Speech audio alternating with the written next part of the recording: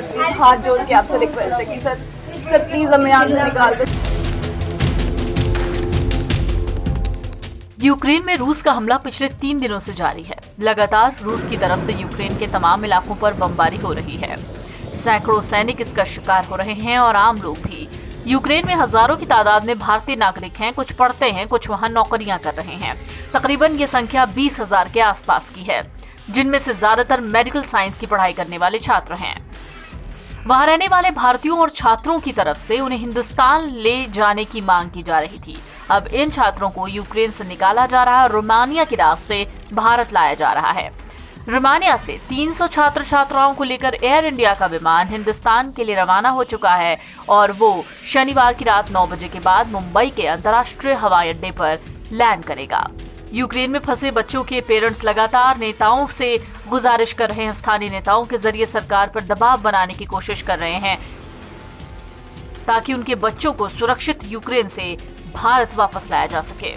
प्रधानमंत्री मोदी ने भी यूक्रेन में फंसे छात्रों और अन्य लोगों की सुरक्षित घर वापसी के लिए हर स्तर पर प्रयास किया है। उन्होंने रूस के राष्ट्रपति पुतिन से भी बातचीत की, जिसके बाद इन छात्रों को स्वदेश लाने का खाका तैयार किया गया।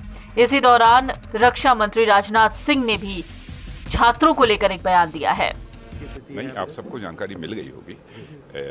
परसों जो सीसीएस की बैठक हुई थी प्रधानमंत्री जी की अध्यक्षता में, उसी समय प्रधानमंत्री जी ने फैसला किया है उन सबको लाएंगे और भारत सरकार अपने खर्च पर उनको वापस लाएगी। और ऐसा नहीं है कि सीसीएस की मीटिंग होने के बाद उनको भारत लाने का सिलसिला प्रारंभ हुआ। उसके कई दिन पहले ही प्रधानमंत्री जी ने स्पष्ट रूप से कहा था कि उनके लाने की व्यवस्था की जाए। और कई लोग आ भी चुके थे पहले, लेकिन अभी कई वीडियोज आ रहे हैं सर जहां पे बच्चे शहर के बीच में फंसे हुए हैं। यूक्रेन गवर्नमेंट, यूक्रेन के विदेश मंत्री से भी, हमारे विदेश मंत्री ने भी बात की है। अब लगातार उनको सुरक्षित यहाँ पर लाने की व्यवस्था चल रही है। किस तरीके से देख रहे हैं, क्योंकि लगातार सीसीएस की बैठक भी हो रही है, आप नजर बनाए हुए हैं, किस तरीके से हालात देख रहे हैं? हालात क्या, हालात सामान्य होने चाहिए, हम लोगों की ख्वाहिश तो यही। दरअसल छात्रों को सड़क मार्ग से यूक्रेन के बाहर निकालकर रोमानिया लाने के प्रयास शुरू कर दिए गए थे। शुक्रवार से ही यूक्रेन में रह रहे तमाम छात्रों की जानकारी वहां मौजूद भारतीय दूतावास के अधिकारी निकालने में जुटे थे।